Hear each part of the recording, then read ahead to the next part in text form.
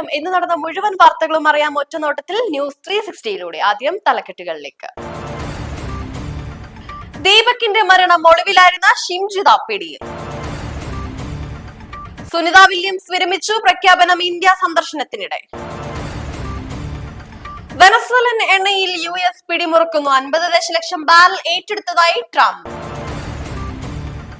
ഗാസയിൽ വെടിനിർത്തൽ ലംഘനം തുടരുന്നു. ബോർഡ് ഓഫ് പീസ് പ്രഖ്യാപിക്കാൻ ഒരുങ്ങി ഡൊണാൾഡ് ട്രംപ്. ജപ്പാൻ മുൻ പ്രധാനമന്ത്രിയെ വെടിവെച്ച് കൊന്ന കേസ് പ്രതിക്ക് ജീവപര്യന്തം ശിക്ഷ. വാർത്തകൾ വിശദമായി. കോഴിക്കോട് ഗോവിന്ദപുരം സ്വദേശി ദീപക് ജീവനൊടുക്കിയ സംഭവത്തിൽ പ്രതിയായ ഷിംജിത മുസ്തഫയെ പോലീസ് പിടികൂടി. ദീപകിന്റെ മരണത്തിന് പിന്നാലെ ഒളിവിൽ പോയ ഇവരെ വടകരയിലെ മണിയൂരിലെ ഒരു വീട്ടിൽ നിന്നാണ് സ്പെഷ്യൽ ഇൻവെസ്റ്റിഗേഷൻ ടീം കസ്റ്റഡിയിലെടുത്തത്.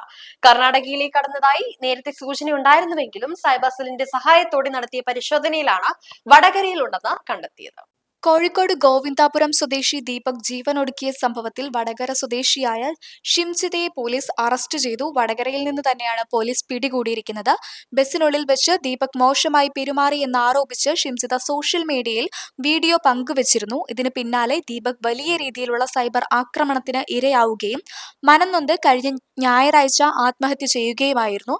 സംഭവത്തിൽ ഷിംജിതയ്ക്കെതിരെ ജാമ്യമില്ലാ വകുപ്പ് പ്രകാരം ആത്മഹത്യാ പ്രേരണ കുറ്റം ചുമത്തിയിട്ടുണ്ട്. നിലവിൽ ഇപ്പോൾ ഷിംജിത പോലീസ് കസ്റ്റഡിയിലാണുള്ളത്. ഇന്ത്യൻ വംശജയായ ബഹിരാകാശ സഞ്ചാരി Sunita Williams National Aeronautics and Space അഡ്മിനിസ്ട്രേഷനിൽ നിന്ന് വിരമിച്ചു. 27 വർഷത്തെ ഔദ്യോഗിക ജീവിതത്തിന് ശേഷമാണ് വിരമിക്കൽ.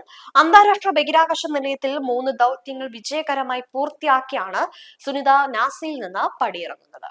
ബഹിരാകാശ യാത്രകളിൽ പുതിയ ചരിത്രം രചിച്ച സുനിത വില്യംസ് തന്റെ ഔദ്യോഗിക പദവിയിൽ നിന്നും പടിയിറങ്ങുകയാണ്. ഇന്ത്യ സന്ദർശനത്തിനിടെ പുറത്തുവന്ന ഈ വാർത്ത സോഷ്യൽ മീഡിയയിൽ വലിയ തരംഗമാണ് സൃഷ്ടിച്ചിരിക്കുന്നത്. ആയിരക്കണക്കിന് ആളുകളാണ് പ്രിയ സഞ്ചാരിയുടെ വിശേഷങ്ങൾക്കായി ഇന്റർനെറ്റിൽ തിരയുന്നത്. ഈ വേളയിൽ സുനിതയ്ക്ക് ഹൃദയസ്പർശിയായ നന്ദി രേഖപ്പെടുത്തിക്കൊണ്ട് നാസ അഡ്മിനിസ്ട്രേറ്റർ ജാരാഡ് ഐസക്മാൻ രംഗത്തെത്തി. മനുഷ്യരാശിയുടെ ബഹിരാകാശ സ്വപ്നങ്ങൾക്ക് പുതിയ ദിശാബോധം നൽകിയ വ്യക്തിയാണ് സുനിതയെന്ന് അദ്ദേഹം പ്രസ്താവനയിൽ ഓർമ്മിപ്പിച്ചു. വെനസ്വേലയിൽ നിന്നുള്ള 50 ദശലക്ഷം ബാരൽ എണ്ണ അമേരിക്ക ഏറ്റെടുത്തതായും അന്താരാഷ്ട്ര വിപണിയിൽ എണ്ണവില നിയന്ത്രിക്കുവാനും വെനസ്വേലയുടെ ഊർജ്ജ മേഖലയെ പുനരുജ്ജീവിപ്പിക്കുവാനുമുള്ള ഇതിൽ കുറച്ചു ഭാഗം വിൽക്കുകയാണെന്നും അമേരിക്കൻ പ്രസിഡന്റ് ഡൊണാൾഡ് ട്രംപ് അറിയിച്ചു. വെനസ്വേലൻ പ്രതിപക്ഷ നേതാവ് മരിയ കൊറീന മച്ചാഡോയുമായുള്ള ചർച്ചകൾ തുടരുന്നതിനിടയിലാണ് ട്രംപിന്റെ ഈ പ്രസ്താവന. അതേസമയം എണ്ണ വിൽപ്പനയിലൂടെ $300 ദശലക്ഷം ലഭിച്ചതായി വെനസ്വേല റിപ്പോർട്ട് ചെയ്തു. വെനസ്വേലയിൽ നിന്നുള്ള 5 കോടി ബാരൽ എണ്ണ US ഏറ്റെടുത്തതായി പ്രസിഡന്റ് ഡൊണാൾഡ് ട്രംപ് പ്രഖ്യാപിച്ചു. അന്താരാഷ്ട്ര വിപണിയിൽ എണ്ണവില നിയന്ത്രിക്കുന്നതിനും വെനസ്വേലയുടെ ഊർജ്ജ മേഖലയെ പുനരുജ്ജീവിപ്പിക്കുന്നതിനുമാണ് ഈ നീക്കം. ഇതിനോടകം തന്നെ എണ്ണ വിൽപ്പനയുടെ $30 കോടി വെനസ്വേലൻ സർക്കാരിന് ലഭിച്ചതായാണ് റിപ്പോർട്ടുകൾ. അതേസമയം വിദേശ നിക്ഷേപകരെ ആകർഷിക്കുന്നതിനായി വെനസ്വേലയുടെ എണ്ണ നിയമങ്ങളിൽ വിപ്ലവകരമായ മാറ്റം കൊണ്ടുവരാൻ നിയമസഭാ അംഗങ്ങൾ നീക്കം തുടങ്ങി. പ്രതിപക്ഷ നേതാവ് മരിയ കൊറീന മച്ചാഡോയുമായി വാഷിംഗ്ടൺ ചർച്ചകൾ തുടരുന്നതിനിടയിലും കരീബിയൻ കടൽ സൈനിക നടപടി US ശക്തമാക്കിയിട്ടുണ്ട്. വെനസ്വേലയുമായി ബന്ധപ്പെട്ട നിരവധി എണ്ണ കപ്പലുകൾ ഇതിനോടകം US സൈന്യം പിടിച്ചെടുത്തു. ലാറ്റിൻ അമേരിക്കൻ എണ്ണ വിൽപ്പനയിൽ പൂർണ്ണ നിയന്ത്രണം ഉറപ്പാക്കുവാനുള്ള അമേരിക്കയുടെ നീക്കമായിട്ടാണ് അന്താരാഷ്ട്ര നിരീക്ഷകർ ഇതിനെ കാണുന്നത്. ഗാസയിലെ സമാധാന ശ്രമങ്ങൾക്കായി രൂപീകരിച്ച ബോർഡ് ഓഫ് പീസ് ഔദ്യോഗികമായി പ്രഖ്യാപിക്കാനുള്ള ചടങ്ങുകൾക്ക് അമേരിക്കൻ പ്രസിഡന്റ് ഡൊണാൾഡ് ട്രംപ് നേതൃത്വം നൽകും. എന്നാൽ ഇസ്രയേലും ഹമാസും തമ്മിലുള്ള വെടിനിർത്തൽ ഇപ്പോഴും അതീവ സങ്കീർണമായി തുടരുകയാണ്. കഴിഞ്ഞ ഒക്ടോബറിൽ വെടിനിർത്തൽ പ്രാബല്യത്തിൽ വന്നതിന് ശേഷം ഇസ്രായേൽ നടത്തിയ ആക്രമണങ്ങളിൽ ചുരുങ്ങിയത് 448 ഫലസ്തീനുകൾ കൊല്ലപ്പെടുകയും 1000-ലധികം പേർക്ക് പരിക്കേൽക്കുകയും ചെയ്തിരുന്നു. സമാധാന ചർച്ചകൾ ലോകവേദിയിൽ പുരോഗമിക്കുമ്പോഴും ഗാസയിലെ സാധാരണക്കാരുടെ ജീവിതം ഇപ്പോഴും മരണമുനമ്പിലാണ്.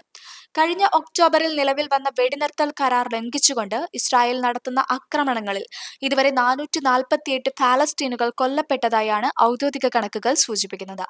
1000-ലധികം പേർക്ക് പരിക്കേൽക്കുകയും ചെയ്തു. ഏറ്റവും ഒടുവിൽ വടക്കൻ ഗാസയിലെ യെല്ലോ ലൈൻ എന്ന് വിളിക്കപ്പെടുന്ന അപകട മേഖലയ്ക്ക് സമീപം ഇസ്രായേൽ സൈന്യം നടത്തിയ വെടിവെപ്പിൽ സഹർ എന്ന യുവാവ് കൊല്ലപ്പെട്ടു. കൊല്ലപ്പെട്ടു. അഹ്ലാം നാസർ ഷാമിയ ദമ്പതികളുടെ മകനാണ് സഹർ. സ്വന്തം വീടിന് സമീപം പോലും സുരക്ഷിതരല്ലെന്ന ഭീതിയിലാണ് ഇവിടുത്തെ കുടുംബാംഗങ്ങൾ കഴിയുന്നത്. വാഷിംഗ്ടണിൽ പ്രസിഡന്റ് ട്രംപിന്റെ നേതൃത്വത്തിൽ ബോർഡ് ഓഫ് പീസ് ആഘോഷങ്ങൾ നടക്കുമ്പോഴും ഇവിടുത്തെ ഗാസയിൽ ഉറ്റവരെ നഷ്ടപ്പെട്ട മാതാപിതാക്കളുടെ വിലാപമാണ് ഉയരുന്നത്.